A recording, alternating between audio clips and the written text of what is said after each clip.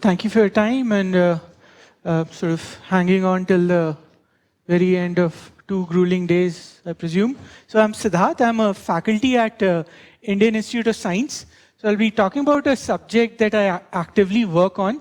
So my background is, so I'm a trained computer scientist. In particular, my thesis was on in theoretical computer science, but I've been looking at the intersection of this field with economics, with microeconomics. And you'll kind of see some of the themes that I work on during this talk. So let me start with a sentiment that I guess you can now appreciate, which is that game theory, it's a subject that deals with the study of self-interested entities. So it sees how rational self-interested agents like companies or individuals act, and tries to develop a mathematical model for this. It's a study, it's a formal study in the sense that it tries to approach this using mathematical models and tries to make fairly precise predictions and a quantitative understanding. So with that said, it's sort of what happened in with the advent of internet, was that computer science actually got a major shift. So before the heyday of internet, computer science was primarily an engineering field. It dealt with isolated objects. The laptops weren't connected to each other. What you had was a field that dealt with precise engineering principles. So you had these machines, you'd write code, it'll run on it, and your life would revolve around developing fast code, fast machines, but everything was centralized in a sense. Everything was in your control. But the internet changed everything. In particular, what it did was it kind of thrust upon us a system which wasn't centralized. It was a distributed system. It was a system where the parties were not controlled by a single entity. These were self-interested entities. Think of routers, think of people doing e-commerce over the internet, what have you. Now, with this, this sort of engineering paradise was lost, and what you had was actually an organic system. So in some sense, you can argue that the internet is not like an engineered system. It's a system that grows organically. No one forces you to go and write a review. It's sort of in your self-interest. The ratings you give is not like an algorithm forcing you on it. So that kind of naturally made computer scientists, forced computer scientists to look at social sciences, and in particular social sciences that talked about self-interested behavior, that talked about how people interact in such situations. And there you get what is called algorithmic game theory. So broadly speaking, it's an area of research, it's an area of work which sits at the intersection of computer science and game theory. And I cannot impress upon you strongly enough how active and vibrant this field is. The textbook that I'll refer to you towards the end, in some sense, has been completely outdated. The work is so rapid in this area, it happens so fast, that most of the results that I'll talk to you about today, which are in some sense from 2005, so will almost seem outdated to a lot of us. So it's that rapidly evolving a field. And so in that sense, what you have heard for the past 2 days is almost archaeological for us. It's Myerson is like 80s. Okay, the comparison is almost like looking at a dial phone versus like an iPhone X. So that's the gap I'm talking about. And this is going to be a survey talk. I mean, I'll do impress upon you some of the technical tools and ideas that get evolved in this field. But the overarching goal for me is to sort of more or less to impart some of my excitement, some of my enthusiasm about this very active field to you, rather than talk too much about sort of mathematical details, rather than talk too much about sort of nuances. Okay, so that's sort of the history lesson of algorithmic game theory, as short as possible. what I would like to emphasize is that these two are somewhat distinct fields. They are distinct not only in terms of what they study, how they study it. Of course, both are mathematical subjects, but they're very distinctive in an aesthetic sense. The way a computer scientist sees a world is quite different from a way an economist sees a world. It's almost like seeing like how a social scientist looks at something versus how an engineer looks at something. And this perspective is very important. It's very important because it gels well. It complements each other quite well. And things that economists did a lot, we sort of build on.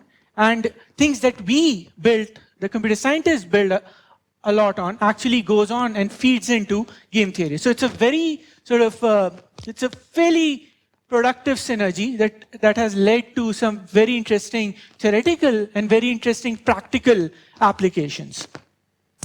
So just to highlight this sort of aesthetic difference, this difference of perspectives, let me point out three things that at more or less at a high level should be sort of, should ring a bell to you. The first is that game theory, macroeconomics in general, talks about exact characterizations. It wants to get closed form solutions. You look at a mechanism design problem, you want the optimal mechanism, doesn't matter what. So they're after closed form solutions, they want formulas for everything. Contrast that with computer science. We actually solve many problems, many beautiful problems, without a closed form solutions. And how do we solve them? Well, we just design an algorithm. There is no closed form solution for, say, sorting numbers. What we do is just develop a sorting algorithm. So that is an important conceptual difference. That's an important perspective difference. And this is how, in some sense, computer science kind of feeds into game theory. That's sort of an intellectual shift. What I'm trying to impress upon you is the fact that it's a non-trivial intellectual shift. This distinction is beneficial for both fields. Again, another thing that you would sort of have been sort of exposed to or overexposed to in the first two lectures today is that game theory, in particular mechanism design, deals with a Bayesian form of analysis. It assumes a distribution and then tries to develop things with this prior in hand, think revenue maximizing auctions or so on. And again, contrast it with computer science, which is actually, I mean, okay, there are exceptions to almost everything I'm going to say, but computer science actually has developed with worst case guarantees. Doesn't matter what the set of numbers you give me, the algorithm will sort it. It will sort it in some n log n time. And again, these details, if you don't have a CS background, doesn't matter. But the idea is like, I have a computer program, it works, doesn't matter what the input, right? I mean, you write an app for say, finding an Uber driver, it works, doesn't matter whether in ICTS in Bangalore or in your hometown. The app has to work. It's a worst case bound in some sense. It's not distributional. The app doesn't say, oh, you know what? You actually fell out of my distribution, so no ride for you. Okay, so that no search prices. So again, I'm being a bit sort of informal about it, and everything I'm going to, whenever you make such a high-level statement, you can point out to exceptions, but let's not sort of go into such finer critique. More or less, this is true. Finally, this is a very important point, which will sort of be the main thrust of today's talk, is that economics, game theory, does not talk about computation or communication as resources. I mean, they don't even have a formal vocabulary for it. And this is where computer science drastically differs. The crowning jewel of theoretical computer science is this theory about NP completeness. Every student of computer science knows, loves, or hates these concepts. And this is exactly a vocabulary to talk about what problems are computationally hard, how do you talk about how much communication problems need, so on and so forth. So again, this is something that has not been studied in game theory, and this is something that's been extensively studied in computer science again, sort of match made in heaven. So with this long prologue, let me actually say that in contrast, game theory does have a very rich literature on talking about mechanism design, solution concepts, many applications, and an entire formal framework for talking about many strategic interactions. This is where computer science benefits from this theory. This is why the study of internet actually forced us to look at such social sciences, forced us to look at game theory. And so in summary, what computer science, and in particular theoretical computer science, has to offer here is this sort of these things of computational complexity, the worst case, so going beyond Bayesian analysis, beyond distributional analysis, and something that sort of, again, is somewhat nuanced but very powerful, is that computer scientists are very happy dealing with approximation bounds.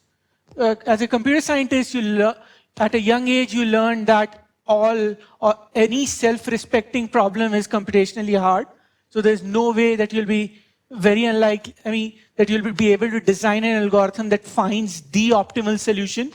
So you kind of learn how to deal with computational hardness, and one of the most prominent ways that you learn how to deal with it is by designing algorithms that don't achieve the optimal, but get close to the optimal. So you try to get to near optimal, and these approximation bounds are something that sort of, again, have been important influx of ideas from computer science towards game theory. So that's sort of the broad way of looking at these two topics. And let me talk about some of the central themes that are sort of very active in algorithmic game theory. As I said, today's talk will primarily focus on talking about complexity of equilibria, in particular computational complexity of equilibria. So you'll actually see some of the important results in this space.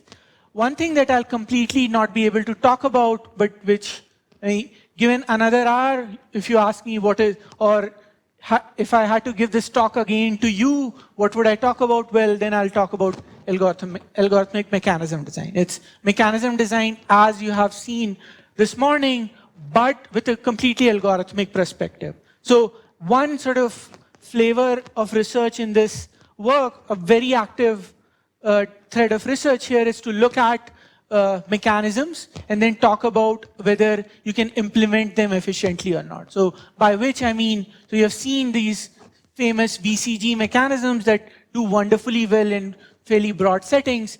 A very natural question now is, okay, say I want to actually program them. So what ends up happening is that in many important settings, while these mechanisms have beautiful and powerful guarantees, the code that you'll write will not run efficiently. It'll take days, it'll take months even to find the solution that you're looking for. It'll take quite a lot of time to find the payments. So now how do you deal with this? So you have a mechanism, it does a lot of good things, like it induces dominant strategy equilibria, sort of incentive compatible, i.e. you have a truthful mechanism, but if you can't run it efficiently, then it's not going to scale. You have 100 people, you want to actually implement this mechanism as a computer program, well, you're out of luck. You're trying to solve a problem that will take days to solve.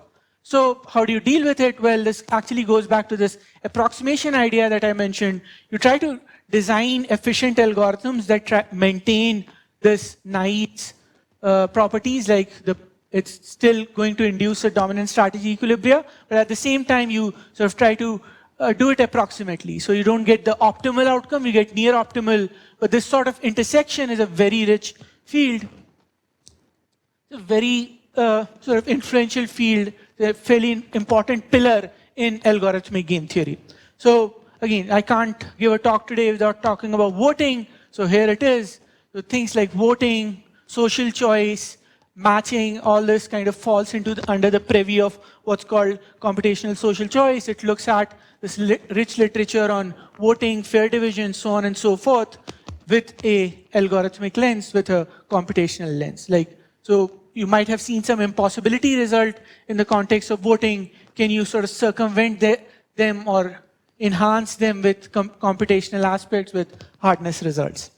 And this is by no means an exhaustive list. This is, if anything, this is a biased list, biased towards what I like, biased towards what I work on. So, but sort of before I actually get to some math, let me talk about some illustrative examples. And the purpose of these examples is to sort of impress upon the fact that what we are doing today is not just in vain. It's not math for math's sake. I'm not sort of 2-day long. I'm not keeping you away from coffee breaks just because, why not?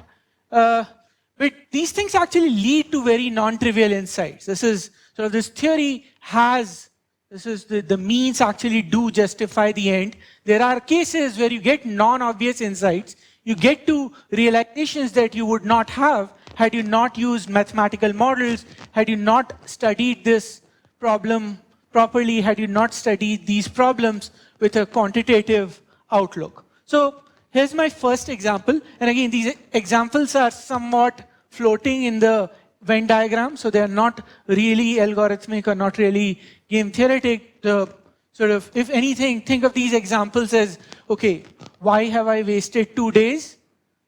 Because I might end up solving such interesting problems. So if you have traveled in Bangalore, I do not have to motivate traffic networks to you. So sort of, yeah. A lot of us suffer through it unfortunately on a daily basis. But the idea is that you can look at traffic networks, and not just city traffic, but routing on internet, so on and so forth, as a game. Why can you do that? Well, in this case, the players are, or the strategic participants are the drivers. Their actions are the routes they pick. So it's a game. No one can force me to pick a road. I'll pick it with some idea of minimizing my travel time. And so this is a very good example of a strategic interaction. And you can say, okay, so what? It's a game. What do I get out of it as modeling it as a game? Well, here's something that's non-obvious. Here's something that you would not have likely guessed had you not gone to game theory to understand this thing properly. And this is what's called Brace's paradox. Was this covered in the last 2 lectures? Okay, so you know this, right? It sort of highlights the fact that you can actually add resources to your network and in fact worsen the congestion, not just for one person, but for everyone. So this sort of a non-trivial insight actually comes out of a game theoretic analysis by a mathematical, formal, algorithmic study of this particular game. Something that has been done a lot in the algorithmic game theory community, something that has a computational flavor, is what's called price of anarchy. And these are bounds, approximation bounds, again, that say how bad can the equilibria be with respect to the optimal outcome in a network. So again, this is an approximation kind of a result, courtesy computer science, a contribution of computer science to sort of this very well-studied game, the so-called traffic routing games. Okay, second auction, second example, second illustrative application are auctions. So if you look at Google, this is somewhat dated data, but 60% of Google's revenue comes from what are called sponsored search auctions. So whenever you search for a keyword, invariably you'll see these ads.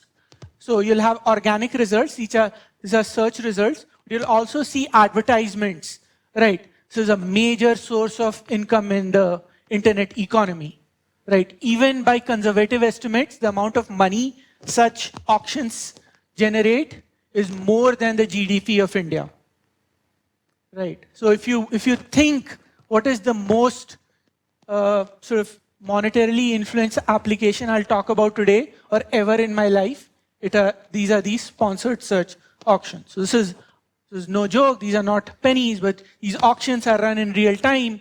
And if you want sort of a monetary application of what you have read for the past 2 days, okay, here it is. I can't beat this. No one can beat this. Fine. But in the context of auctions, here's a non-trivial insight. So this is a result by Boole and Klemperer. Again, these are economists, not computer scientists, but this does have a flavor of the kind of work that's going on in computer science actively, and it says that, you know what, actually, again, terms and conditions apply. So in some interesting cases, it shows that adding more bidders is actually more beneficial than getting the best possible auction design. So you have two options. The first option is you can market more, get more people interested in your auction. The second option is you can tune your auction to the last bit, spend hours and hours trying to figure out the right form, the right parameters, the right constants for your auction. Well, this says, okay, it's always better to do the former. Just throw out ads, get more people interested in your single good that you're auctioning off. The revenue you'll generate will be no less. So again, this is sort of a root of what a thread called prior free mechanism design, which kind of deals with designing algorithms, mechanisms that are sort of robust. Again, robustness is a common theme in computer science, something that's an important intellectual export from algorithmic side of things to game theoretic side of things. So again, very nice result. Formally, it applies to single item auctions where the bidders are private valuation of the bidders are identically distributed. So again, sort of a nice application. The third example I'll quickly talk about are what are called stable matchings. Again, these are used to in real world to match doctors to hospitals, and some form of it is used for kidney exchanges. This is not just a exercise for the sake of pretty math. These things do save lives, literally. And again, these are sort of somewhat recent results that say that competition has a lot of impact in this sense. In particular, it says that if you just decrease the number of doctors just by one, the stable matching can shift from something that was favoring hospitals to completely to something that's favoring doctors. So this shift from hospital optimal to doctor optimal matching can happen within a span of one single doctor. So again, the power of competition, the stark power of competition is highlighted by this sort of a result. Again, I'm being somewhat informal here, but the purpose is to sort of highlight most of what you have seen in the past 2 days do translate into some sort of impactful results. Okay, so that's that. And so that's the high-level spiel I wanted to talk about. I'll get a bit more technical as I go on. So if there are any questions, probably a good time to ask, or should I go on?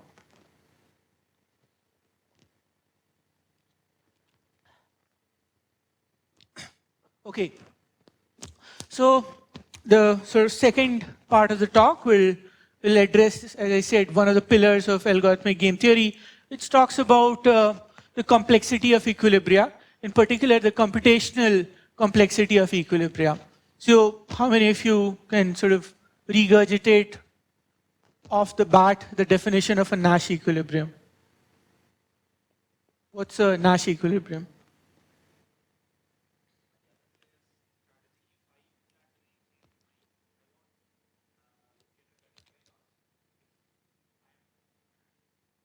Okay, perfect. So that's sort of the definition, and the sort of celebrated result of John Nash is that these things always exist if you have a finite game. Right. Now, the question I'm going to ask is quite natural. Fine, these things exist, but can you find them? Right. In fact, can you find them in the most fundamental case, in the most basic case? So you just have two players. So I can actually explicitly write out the utility of the two players. So these utilities are my inputs. And I want to design an algorithm that computes this Nash equilibria. The question is, can I design such an efficient algorithm? Right? And efficient, again, for those of you who have some familiarity with computer science, means algorithms that run in polynomial time. So I want an algorithm that scales polynomially with the input size and finds the Nash equilibrium, which, courtesy Nash, is guaranteed to exist. That's the problem. That's a very basic problem I'm going to attack. I'm going to study. Fine. So again, I'm going to focus on two-player games and look at this solution concept from a computational lens, from an algorithmic lens. Okay, so I'm sure this is a revision, but let me jog your memory. So what are two-player games? Well, they're nothing, but these are settings where there are two self-interested entities, the two players, that simultaneously select an action to maximize their own payoffs. So self-interested in this sense. And again, I'm kind of going to quickly sort of jump over it, but here's a very trivial exercise. Here's a trivial example. So let's look at a game. The game has two players, me, I'm the role player, and you, the audience. And both of us have two actions each. So I can put in some effort into my presentation. That's my first action. And the second action is I can slack off and say, you know what, long day, too far from the city, no need to put too much effort. So I have two actions. Again, you can reciprocate. It's been a long day, but still you can pay attention. Or you can say, okay, there's election results are coming out, there's something fun happening on Twitter, why not? So pay attention, not pay attention, that's the game. What are the payoffs? Well, if I put in effort and you pay attention, well, both of us get something out of it. I feel happy, fine. I kind of justified my travel and my free coffee, so I get a payoff of 2. You learn something, fine. If nothing else, you found a funny game. That's a payoff of 2. Well, if I put in effort and you don't pay attention, well, you don't lose anything. Anything you're hearing funny jokes on Twitter, fine. I lose something. I spent my time, so my payoff is -1, your payoff is 0, yada, yada, yada. This is sort of the worst case where I'm ignorant towards you and you're sort of don't care about me. So that's the game. The yellow entries here are my payoffs. The orange entries are your payoffs. And so my question to you is that, okay, it's a strategic interaction. I have two actions. You have two actions. We simultaneously select one. What's an equilibrium here? Or is there one? So the second question has a blind answer. I'm giving you a game and I'm asking, is there an equilibrium? What can you tell me? Yes. You don't even have to look at the matrix. You can just say, okay, Nash, it has to be, fine. Right, it's God-given, Nash-given, done. But the question now is, okay, what is the equilibrium? Well, let's be studious and look at this particular action profile. My first claim to you is that, okay, this is an equilibrium. Why? Because, well, if we are here, and hopefully we are, well, not sure, but that's the hope, then, well, there's no incentive for either of us to unilaterally deviate. If I unilaterally stop putting in effort, start checking my phone, then my payoff drops, right, from 2 to -7. Fine. So it's not in my best interest to move from 2 to -7. Okay, that's... At the same time, if we are here, it's actually also in your best interest to not unilaterally deviate. You're learning something, yeah, okay, you stop. Okay, so your loss is smaller than mine still. It's a loss. So that's an equilibrium. But is that the only equilibrium? Yeah. Life is all, you can always slack off. That's the golden equilibrium of life. Again, both have no incentive to deviate. There's another equilibrium. So these are two equilibrium. They're quantified in the sense that they are pure Nash equilibrium, in the sense that neither of us are randomizing. This is a deterministic action. And again, the hope throughout the talk is that we are here, but let's see, we'll find out. So these are pure Nash equilibrium. Very nice. Let's look at another game. It's a two-player game, a very common game which many of you would have played. This is called rock, paper, scissors. Both of us have 3 actions. Simultaneously pick one. There's a sort of the set of rules. Instead of drawing it as a picture, again, as a budding game theoretician, I'll write it as payoff matrices. So you have 3 actions, rock, paper, scissors. I have 3 actions. I've done a lot of work in auctions. Rock, paper, scissors.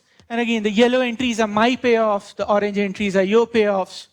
And so, for example, if I play rock, you play paper, I lose, get -1. You win, get a payoff of 1. So I just write down the utilities of both players as just explicitly. That's the game. Again, it's vacuous to ask you if there's a Nash equilibrium. Slightly more interesting question is, does this game have a pure Nash equilibrium? And the answer is no. Like if I always play rock, you know what to do. You always play scissors. So there's no pure Nash equilibrium. Before moving on, let me point out that this is it's a special kind of a game, which is called a zero-sum game. Has this been discussed? So these are games, two-player games, where the sum of the players' payoffs is zero all the time. So whatever I lose is exactly what you win. Whatever you win is exactly what I lose. Right? So if you, by that I mean if you sum the payoffs for any possible action profile, for any possible choices of actions, the sum of the payoffs is always going to be zero. This is a competition.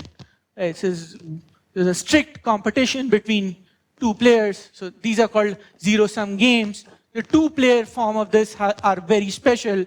And if you kind of remember nothing from my talk, hopefully that's not the case, there's one thing you want to take away. These are very important games which actually have fairly good predictive power. So if you are in a setting where there are two entities and it's a good competition, it's a Federer versus Nadal, you know how to sort of deal with them. These are win-lose games, World Cup matches happening here. So again, zero-sum means the payoffs always cancel out. It's this X amount of money I lose is exactly what you win. If you lose Y, I'll gain Y. So let me sort of tease you into some formal notation. So I've written it as a matrix, but note that I can also write it as sort of a function. So this effectively means the utility of the first player, the row player, when the row player is playing rock and the column player is playing paper. So this effectively just reads out this entry, right, -1. So this is just, I can write this matrix as a function like this. So is this notation obvious, or should I spend half a minute on this? Right, it's just saying, okay, these are two functions. The sort of domain of this function are the actions of all possible action pairs, and the function evaluates to whatever the payoff of the first player. So the subscript here tells me the player's identity. Okay, there's a mechanical way. There's nothing happening here. I'm just from one way of writing, I'm just going to another way of writing the same game.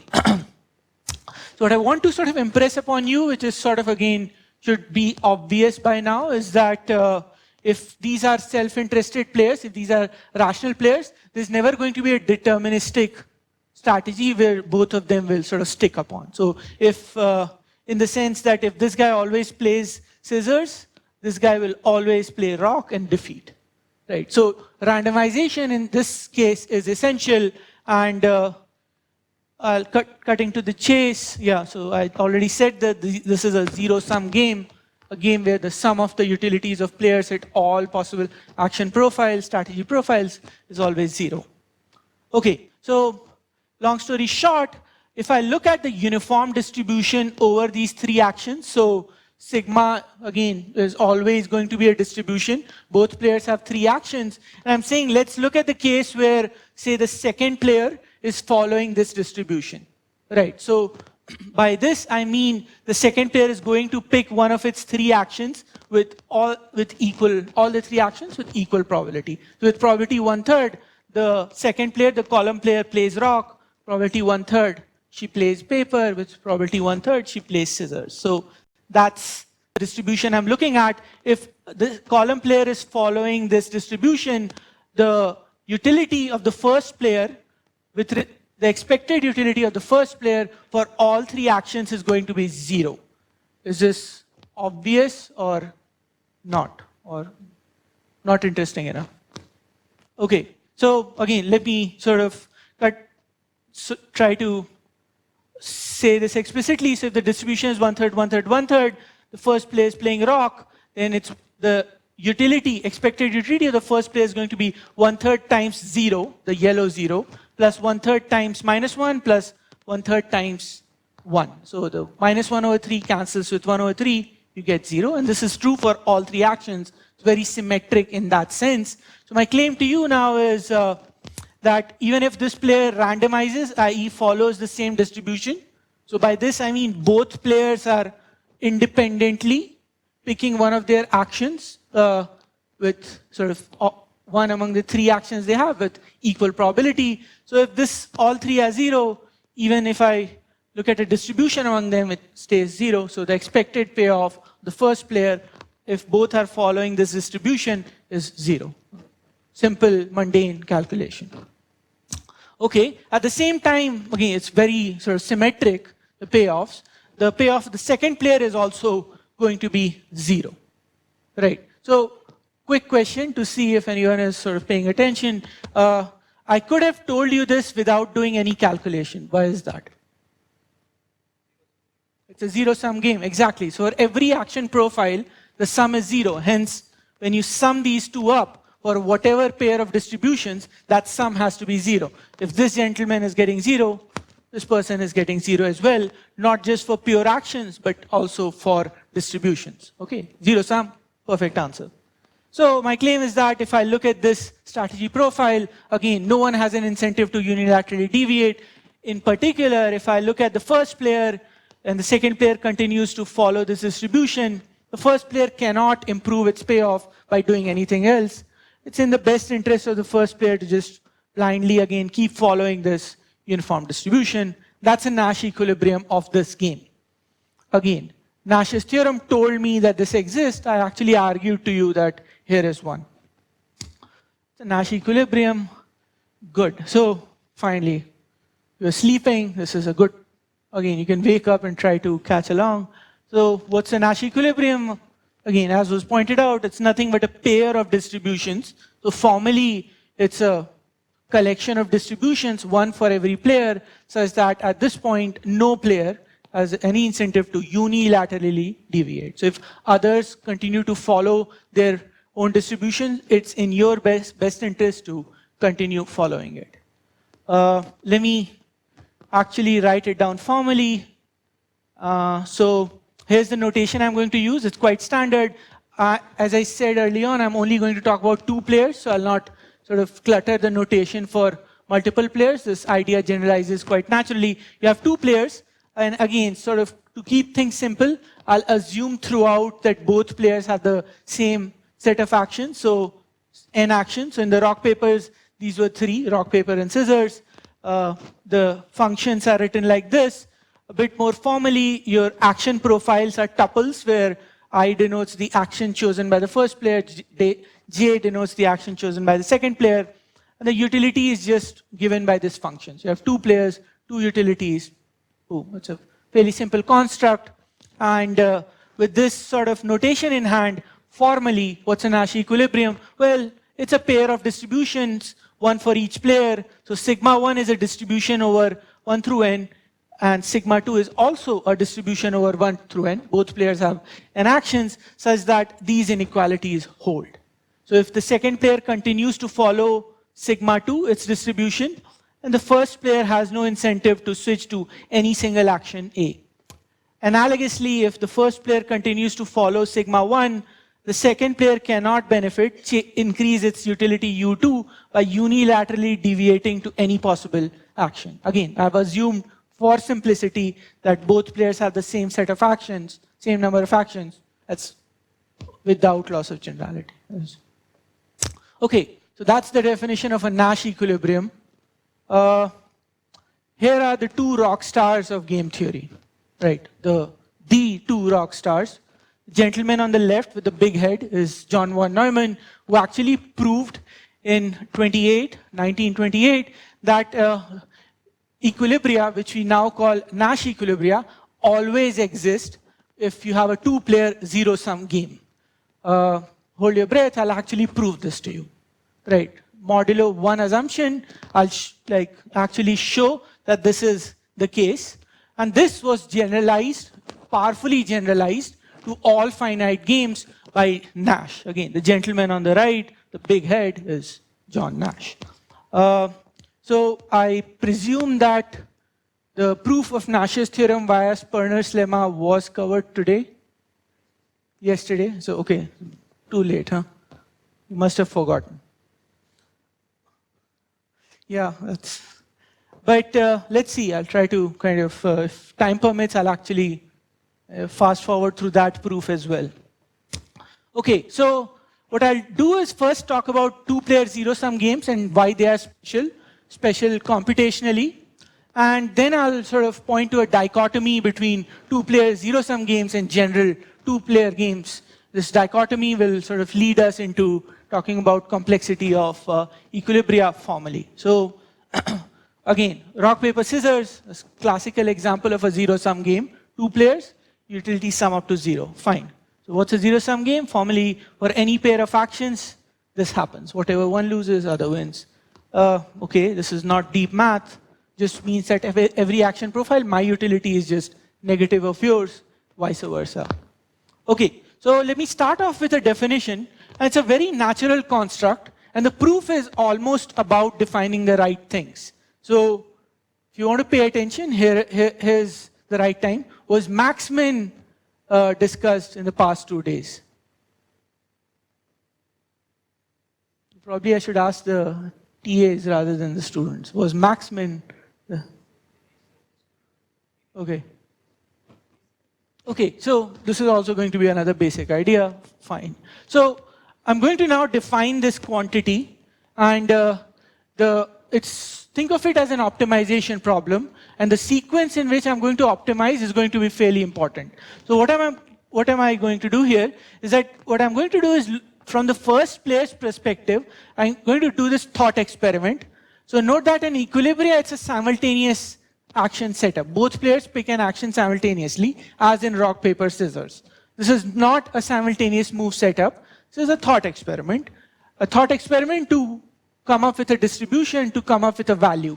So what the first player says is, okay, let me try to find a distribution. So this notation means sigma is a distribution over the actions of the first player. Let me try to find a distribution such that if I always draw an action from this distribution, then whatever the second player does, I sort of get as good as possible. Right, so formally, this is the largest utility that player 1 can guarantee for itself. How do I find this quantity? Well, I do this optimization. So I solve over all distributions. I pick the best one in the sense that once I give sigma 1 to the second player goes and says, okay, let me pick the worst distribution with respect to sigma 1. So note that the order is very important here in this definition. So what's happening is that the first player sort of commits to a distribution, and the second player actually decides to play with this commitment in hand. The thought experiment, it's a definition, it's a well-defined quantity. Doesn't matter the game is zero-sum or not, so sort of this thing stands. So if this is not clear, I should stop. If it is, I'll move on.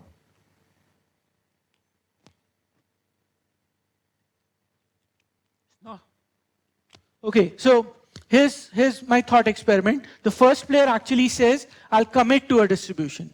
So I'll pick a sigma 1 and I'll give it in writing that I'll only draw actions from this sigma 1. What the second player does is goes back and says, okay, now I know that you're going to play sigma 1. How much can I harm you? So I am trying to maximize my utility U1. So I pick sigma 1 that maximizes this, but what does it maximize? It maximizes this quantity, which is the second player's worst possible distribution against sigma 1.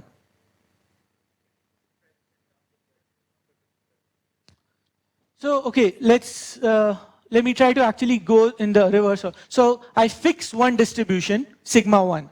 So let's look at the inner expression with a fixed distribution. So sigma 1 is fixed. What the inner distribution says is, now that sigma 1 is fixed, what distribution can the second player play such that this thing is as small as possible?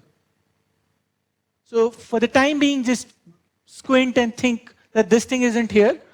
Pick any sigma 1. This is the minimum possible utility that I can get against sigma 1. Right. So, but now I kind of do a second level optimization. So the first player thinks, okay, I can play this distribution, and I play this, the worst is this. So I pick some other sigma 1, there's another sigma 2 that's bad, but among all distributions, which is the one that gets hit the least? It's a worst case analysis, but fine, it's a quantity that I can't define. But note that the order is very important. First, I pick sigma 1, then I pick sigma 2, which can and should depend on sigma 1, but this is how the optimization is defined. Yes?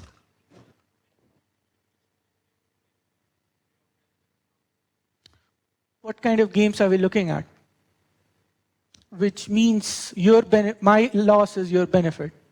You're right. In a general sum game, you're perfectly right. It can be the case that it's a cooperative game. Like both of us sort of win, then we both win together, right? But I mean, as a definition, this stands. But it's a good question. It's a perfectly right question. Like the intrinsic interest of the second player is U2. But I'm just doing this you can't stop me from defining things. Fine, here's one. So I'll use sigma star to denote this optimal, the best distribution you can achieve. And again, since we are experts now, I'll also do this min-max thing, which is I'll do the optimization in reverse. Now, the second player has to commit to a distribution. So again, the order is very important. So second player says, okay, if I play sigma 2, and then the first player gets to pick its distribution, then there's a min-max optimization. Right. Okay. These are two very different things. The order is sort of differentiating them a lot. Here, the first player is at a major disadvantage, right? I mean, he has to commit first, and then the second player gets to pick a distribution in response to what sigma 1 the first player has picked. And obviously, there's an advantage for the first player here. In this case, the second player has to commit to sigma 2. Once sigma 2 has been committed to, the first player can maximize and pick sigma 1 such that its utility is as large as possible. Right? So obviously, this is strictly better than this, right? Okay. So let me write sigma 2 as the optimal distribution here. And here's the punchline on Neumann's theorem. It doesn't matter. Now that I have forced you to appreciate the order of optimization, actually, both of these things will come out to the same number. What I do want to appreciate and sort of focus on at this point is I have not used U2 on this slide. This result holds for U1. So it doesn't matter what the game is. If you're just looking at one single utility, this result holds. This is called the minimax theorem, celebrated result of von Neumann, that says that these two optimization problems will always give you the same result. The number that pops out, this is sort of, the ordering doesn't matter here. A non-trivial result. And I'm not going to prove it. So, fine. But what I am going to do is show you the power of this by sort of showing that this actually lets you prove existence of Nash equilibria in zero-sum games. It's going to be a slick proof. It's going to be so slick that it will fit in this much space. So, yeah, bear with me on this. So, what does this formally mean? It means that if I look at this max-min problem, it's the same as this min-max problem. The order of optimization doesn't matter. It's the same utility function on both sides. I have not invoked U2 so far. So this says that if I were to pick sigma 1 first and then minimize with respect to it, the value I'll get, the number I'll get by this optimization problem is exactly equal to the one if I were to, okay, that's a typo. This is sigma 2. This is, yeah, obviously wrong. And it's correct now. So the idea here is that I defined sigma 1 star to be the max, so I can just replace it. And I defined sigma 2 star to be the optimal, the min here, so I can replace it. So that's just rewriting the theorem with this notation of sigma 1 star and sigma 2 star in hand. Okay, excellent. And now I'm going to prove again, as promised, in that amount of real estate, that this theorem powerfully implies existence of Nash equilibria in zero-sum games, two-player zero-sum games. Okay, so quickly, why do I have this inequality? Well, this is, both players are playing sigma 1 star, sigma 2 star, and on the right-hand side, I'm minimizing. So this is the worst distribution with respect to sigma 1 star, and this is some arbitrary distribution. So this is just the definition of min. Why do I have this equality? Well, this is just invoking the min-max theorem. Boom. Now, note that if I look at this, then again, this is saying that the second player is playing sigma 2 star, and I'm looking at the best possible distribution with respect to sigma 2 star. So this is the best possible distribution, and hence for every action, this inequality holds. So again, by definition of what it means to be a max. All right, breathe in, breathe out. You have just proved that sigma 2 star is actually the best response for the first player. Just look at the leftmost side and the rightmost side. It says that if the second player continues to play sigma 2 star, it's in your best interest to follow sigma 1 star. Right? There's no benefit by deviating to any other action. And hence, this is, against sigma 2 star, sigma 1 star is the best response of the first player. Notice I have not used U2, but now it's the only point of time I'm going to use it in the following sense, that when it's a zero-sum game, U2 is in fact minus U1. So the max-min and the min-max will just get flipped. Right? They'll be the exact two distributions. You can copy the same argument with U2, and the fact that sigma 1 star, sigma 2 star, if defined with respect to U2, will be the same two distributions. And hence, even for player 2, this ends up being a best response. There it is. You have proved that Nash equilibria always exist in two-player zero-sum games. All right, excellent. So, fine, this was 1928. Okay, great work, but let's sort of see if we can come to at least this like post-independence era. And the idea is that, okay, this theorem is powerful not just because from an existential point of view. Using this, I'll actually now show that you can find equilibria efficiently. So I'll bring things home. I'll bring things to computational complexity to just sort of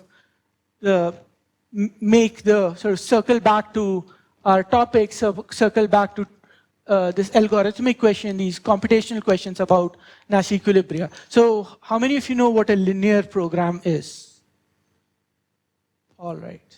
That makes 3 and 4. Okay. Nothing, at least definitionally, nothing fancy. These are optimization problems where both the objective and the constraints are linear. So you have studied what linear systems of equations are. Okay, this is sort of the big brother. These are linear systems of inequalities, linear, and with a linear objective. My claim to you is that this sigma 1 star, which was the equilibrium strategy of the first player, can be computed by solving this optimization problem. And it's a linear optimization problem. So the unknowns in this optimization problem, in this program, are this number mu, which is the max-min value, and this distribution sigma 1, which is how you're effectively solving this max-min problem in a linear manner.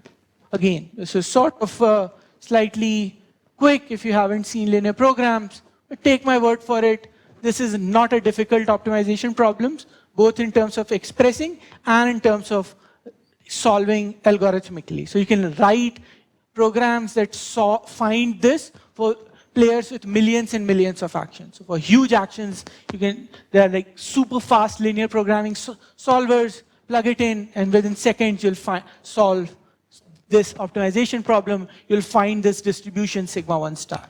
So you can find sigma 1 star, analogously you can, with U2 or You can solve this optimization problem, and with a sort of what's called a dual of this linear program, you can find sigma 2 star. That's your Nash equilibrium. Right. So in zero sum, the picture is very nice.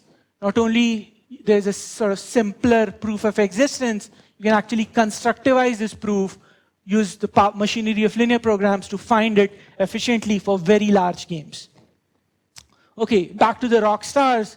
We have seen this result, and yesterday you saw how this sort of tortured through this existence of Nash for finite games, while Sperner's lemma, again, a very non-constructive proof. So in the remaining 5 minutes or so, I'll kind of try to draw upon this dichotomy and lead you into this complexity class, this computational understanding of finding equilibria in not just in two-player games, but sort of general games. And the story now takes a turn in the sense that the nice, positive, rosy results we have are no more. Right? Utopia is lost. So, fine. On Neumann's side of things, there's a polytime algorithm, courtesy linear programming, like Danzig showed that this min-max is actually a consequence of the LP duality. This famous work of Kachi and the ellipsoid method actually was the first algorithm to solve linear programs in polynomial time. So since almost the 80s, we know that for two-player games, you can solve for equilibria efficiently. The positive bandwagon doesn't stop here. You have distributed algorithms, an interesting connection between this and what's called online learning or regret minimization. Not just like centralized, but the distributed algorithms that the players can use to converge to a equilibria if you have a two-player zero-sum game. Okay, sharp contrast is Nash's world, where the existence is not through such a relatively simple machinery of LP duality. It actually rests on things like fixed point theorem, results from topology. This was almost an analytic result. In contrast, as a topological result. And very smart people have spent a lot of time trying to find algorithms, efficient algorithms to compute Nash equilibria, and there's no efficient algorithm for 60 plus years. Okay, this is Kuhn of the KKT fame. This is Lemkehausen, Scarf, who actually has probably the first book on equilibrium computation. Very smart people, lot of interesting deep work, no success. So something has to be figured out. Why is this happening? So it's time to look at equilibrium computation and say, okay, maybe there is no efficient algorithm, right? It's a sort of zero sum. Okay, got lucky when we have a general two-player game, so not rock, paper, scissors, but a game where the payoffs are not zero. You have to think things through. And so, again, from a high-level perspective, why should this be relevant to you? Okay, this guy is talking about LP, so on, I want to get to dinner. What's relevant here? Well, it's important because equilibrium is used as a solution concept. Right, you're saying, okay, I want to study a strategic interaction. I want to study a market. And the output, the market will end up at equilibrium. There's a famous quote by Kamal Jain, which says that, look, if your laptop can't find it, if there's no efficient algorithm that you can design to find the equilibrium, how are you expecting the market to get to this?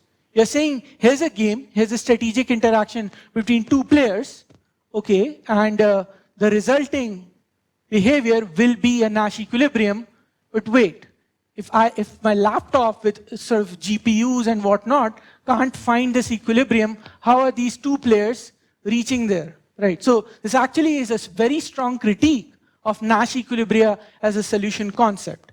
There are many other critiques of Nash equilibrium as a solution concept. This is one that comes out of algorithmic perspective. This is one that comes out of a computational perspective. But this is an important critique that needs to be addressed, that needs to be studied formally.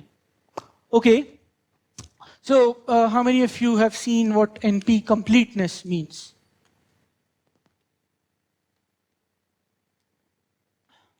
This is probably the first class I have taught without, yeah.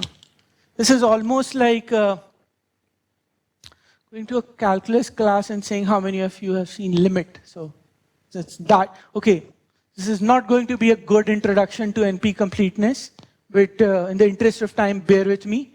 So this is a formal way of how we talk about hard problems. So what we do is define classes. When I say we, I mean theoretical computer scientists, very happily. These classes correspond to problems that we think are computationally hard. So very roughly, the idea is that you are given a hard problem to solve and say you cannot design an efficient algorithm for it. Okay, what you can do is actually show that, look, here's another hard problem that very smart people have tried to solve and failed. But if I can solve my problem, then I can solve this other problem as well. And that's it. That's the notion of a reduction. That's this concept of completeness. It's almost like passing the blame. So if I can't solve it, well, there's a good reason for it, because here's another very smart person. They tried to solve another difficult problem, but he or she could not. But look, if I could solve mine, I can use this algorithm to solve his problem, and hence the problem I have must be hard. Okay. This is very quick introduction to NP completeness, but what I do want to say is that it's a sort of formal framework to talk about hardness of problems, talk about intractability of problems. So if you're complete with respect to complexity class, it goes on to say, okay, you have a hard problem at hand. And again, this won't be too much of a punchline to you, but let me just say that these are, the Nash equilibria is not the, NP is not the right solution complexity class for Nash equilibria. And one sort of high-level reason is that these are problems where the solution might or might not exist. But this is completely not the case with Nash equilibria. Note that if I give you a game and I only ask you, does this game have a Nash equilibria or not, the algorithm is very simple. It's almost like hello world, right? Your algorithm is printf yes, right? That decision problem is trivial. But once I tell you, okay, find me a Nash equilibrium, that's a search problem, that's kind of difficult and sort of not really in the privy of these complexity classes. So I'm going over time, but let me take 5 more minutes. It should be worth your patience. So let's step back. Let's travel in time to yesterday. Let's try to think, why is it hard to find an equilibrium? What was computationally hard in the proof that you saw yesterday? Okay, there was topology going on, there was Sperner, there was some coloring, yada, yada, yada. But what was hard about it? Phrased another way, what was the non-constructive step in the proof that you saw yesterday? And my claim to you is that under the hood is actually a very simple parity argument. So you might think of fixed point theorems or Sperner's lemma as something as being very complicated, intricate, and involved. My claim to you is actually not. Again, there are a lot of moving pieces, but at the heart of it, the problem, the existence, actually follows from a very simple parity argument. And this is a puzzle that you can actually solve as you're walking back to your room. What's the puzzle? The puzzle is that I give you a directed graph, and the graph has one unbalanced node. Then it must have another unbalanced node, right? So how many of you know what a graph is? A directed graph. Okay, I'm happy. You can go back happily. So I actually give you a directed graph. It's a puzzle. I really invite you to think about it. So I give you a directed graph, and I tell you that, look, here's a vertex in this graph that's unbalanced. What do I mean by unbalanced? That means in this undirected graph, there's a vertex whose in degree is not equal to its out degree. So number of edges coming in this vertex is not equal to the number going out of this vertex. And there is one such vertex. So my claim is that such a vertex cannot be there in isolation. If I've showed you one, there has to be some other vertex. So in the next 5 minutes, I'll actually try to convince you that, in fact, this is the argument that shows that a Nash equilibria always exists. It's not a super fancy abstract topological result. It's this existence argument that sort of once put on the right pedestal, gives you Nash's result in complete generality. Okay. This is Sperner's setting. You guys saw it on a triangle. Again, I'll show it to you on a grid. What's Sperner's lemma? Can someone read this or remind me of what it is?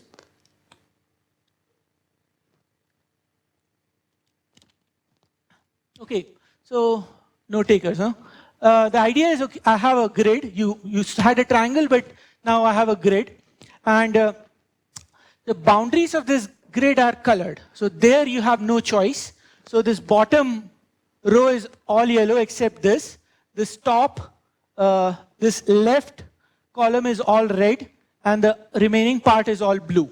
So I give you a grid with broken up into triangles, and the coloring on the boundary is forced upon you like this. The internal vertices are completely arbitrary. You are free to color them using red, blue, and yellow to your liking. Again, I give you a grid. It's triangulated, broken up into these small triangles. The boundary, I color it beforehand.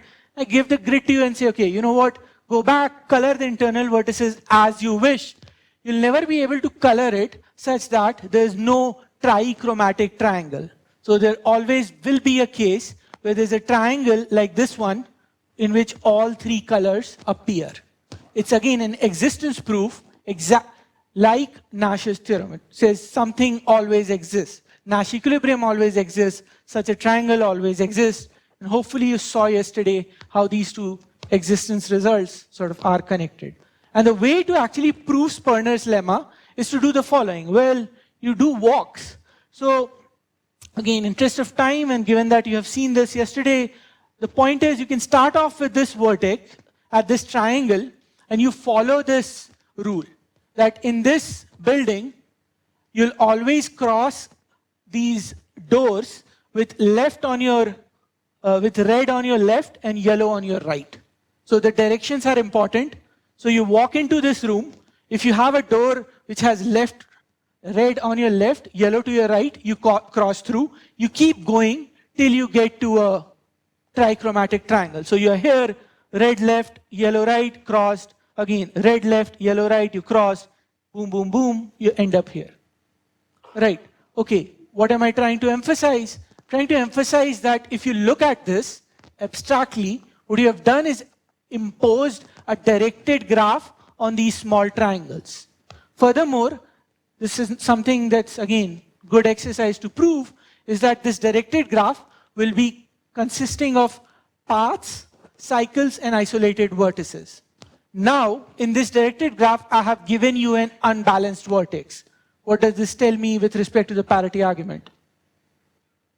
There must be another graph which is unbalanced. And the only other unbalanced, so to speak, vertex, unbalanced triangle has to be the one that has all three colors. And in fact, you can repeat this. Start at again, a trichromatic one instead of this. Go on, you'll end up at another. Right, so I've given you a graph where there's a special unbalanced one, this guy. This is not a solution, but every other unbalanced vertex has to be a trichromatic triangle, and you can use the parity argument to show that there has to be another guy that's this. Since there's always another unbalanced vertex, unbalanced triangle has to be one that is trichromatic. Why is it unbalanced? Can someone just point that to me and I'll move on? Yes. Yes. Perfect, exactly. And if you have degree 2, that means you have two doors, one by which you can come in and one by which you can go out. So it's almost like saying you have a graph where there's one vertex that has one outgoing edge, and every other vertex has degree at most 2. So you go to the next guy. Okay, if you're stuck, then you're stuck at a very nice place, right? It's like being stuck in ICTS. Good. If you're not, move on. That's it. That's the heart of Sperner's lemma, the heart of Nash's existence is in fact in that parity argument. And so just to summarize, what you have done is like cover this space of triangles, small triangles, with directed path cycles and isolated vertices, and then applied this parity argument with this being as your first unbalanced vertex. Okay, so I'm a bit late, so I'll try to speed up. So this actually led Christos Papadimitriou to define the right complexity class for Nash. So this is not a trivial feat, but once you have it, it's worth appreciating. The core hardness of Nash comes from the fact that this problem itself is hard. So this is the complexity class. These are all problems that get proved, that whose existence result established by this simple looking puzzle-like statement. All right, so Nash, the existence of Nash is deep and simple at the same time. It depends on your perspective. Okay, so what are these kind of problems? These problems are ones where your input is a graph. It's a induced graph with one unbalanced node. So think of this graph as the one on these triangles.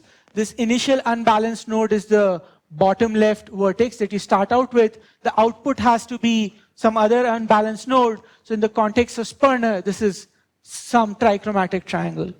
Okay, what makes the problem difficult? If you have taken any algorithm and if I give you this problem statement, your response to me was, okay, don't waste my time. It's a trivial problem. I'll just go over the graph and find an unbalanced node. Big whoop. But the challenge here is that the graph is actually exponentially large. Right? It's not that the number of triangles is small. It's huge, and it's given implicitly. What do I mean? So in the Sperner case, what happens is that the input to your problem is actually a circuit which gives out the colors of all the vertices. So the input here is not the entire list, but a very small circuit in which if you feed the coordinates of this vertex, circuit will spit out blue. If you feed the xy coordinate of this, it will again spit out blue. If you feed the xy coordinate of this vertex, it will spit out red. So you have a very small circuit that tells you, a small program that tells you the colors, and then you have to find this. Again, a hard problem. These are the sort of two containment results, and the punchline with which I'll stop is that, in fact, Nash, the problem of finding a Nash equilibria in two-player general games, two-player non-zero-sum games, is actually complete for this problem. So every problem that can be proved via such arguments, in some sense, reduces to it. So why is it hard for us to find Nash equilibrium? Well, it's hard in the sense that if you were to solve this problem, you're able to solve all problems that have this total argument.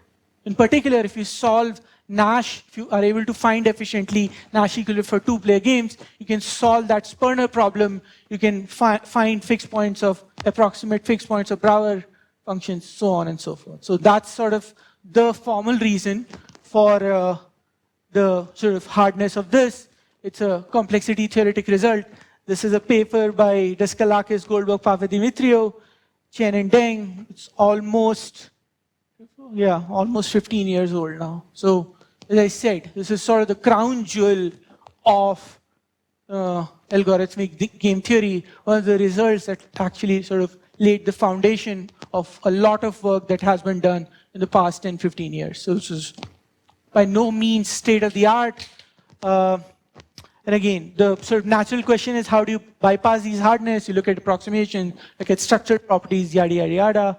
So here are three references. So this is like a very short, somewhat dated survey article, like a sort of short article by Tim Roughgarden. The complexity parts I talked about, probably this is a good resource to read. So again, a survey article. There's this book compiled by a bunch of people, Nissan, Tardosh, Roughgarden, Vazirani. Somewhat of an old book. There are lots of good online resources on algorithmic game theory. So welcome you to search the net for it. And let me stop here. Thank you for your time and letting me go overboard. Thanks.